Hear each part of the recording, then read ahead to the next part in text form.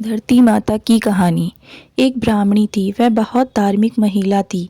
सभी ग्रामवासी उसका बहुत सम्मान करते थे। कोई भी उसकी शरण में आता वह उसकी मदद किया करती थी।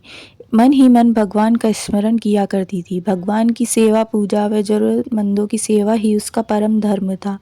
एक दिन ब्राह्मणी मरकर भगवान के घर गई। वहां जाकर बोली, मुझे बैकुंठ का रास्ता बता दो। स्वर्ग से एक दूत आया और बोला, ब्राह्मणी आपको क्या चाहिए? वो बोली, मुझे बैकुंठ का रास्ता बता दो। आगे आगे दूत और पीछे पीछे ब्राह्मणी मंदिर तक गए। ब्राह्मणी बहुत धार्मिक महिला थी। उसने बहुत दान पुण्य कर रखा था। उसे विश्वास था कि उसके लिए बैकुंठ का रास्ता अवश्य खुल जाएगा।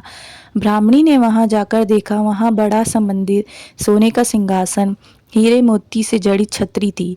चित्रगुप्त जी न्याय सभा में बैठे साक्षात इंद्र के समान शोभा पा रहे थे और न्याय नीति से अपना राज्य संभाल रहे थे।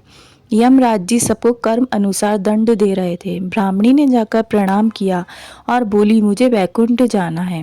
चित्रगुप्त ने लेखा सुनाया और कहा कि ब्राह्मणी, तूने सब धर्म किए परंतु धरती माता की कहानी नहीं सुनी, इसलिए तुम्हारे सिर पर धरती माता का कर्ज है।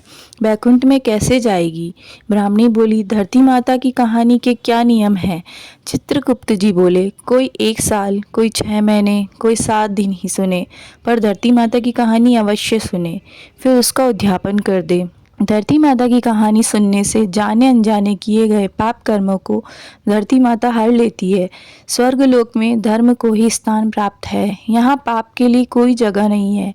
धरती माता की कहानी पीपल के पेड़ के नीचे बैठकर सुननी चाहिए।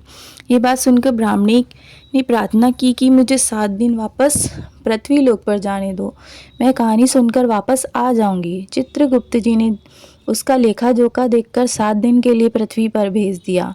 ब्राह्मणी जीवित हो गई। ब्राह्मणी ने अपने परिवार वालों से कहा कि मैं 7 दिन के लिए धरती माता की कहानी सुनने के लिए वापस आई हूँ।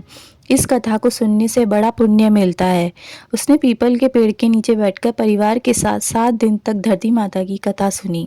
7 दिन पूरे होने पर वापस धर्मराज जी का बुलावा आया और ब्राह्मणी को वैकुंठ में श्री हरि के चरणों में स्थान प्राप्त हुआ। जो कोई भी प्राणी धरती माता की कहानी सुनता है, मृत्यु के समय सभी पाप कर्म धरती माता हर लेती है, वह प्राणी को वैकुंठ में स्थान प्राप्त होता है। धरती माता की जय हो। धरती माता की सदा ही जय हो। जय बोलो धरती माता की जय।